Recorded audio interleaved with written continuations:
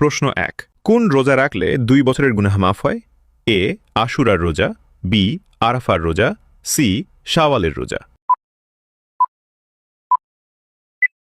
সঠিক উত্তরটি হবে অপশন বি আরাফার রোজা। প্রশ্ন 2 লাইলাতুল কদরের ইবাদত করা কত মাসের ইবাদত করা সমান?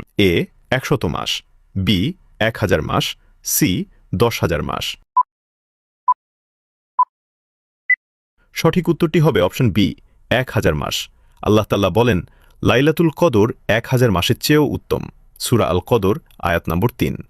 প্রশ্ন 3 ইসলামের 5টি স্তম্ভের মধ্যে রোজা কততম স্তম্ভ? এ দ্বিতীয়, বি তৃতীয়, সি চতুর্থ। সঠিক উত্তরটি হবে অপশন বি তৃতীয়। প্রশ্ন 4 কোনো বিশেষ কারণে রোজা ভেঙে গেলে তার পরিবর্তে একটানা কয়টি রোজা রাখতে হয়? এ 30টি, বি 60টি, সি 90টি।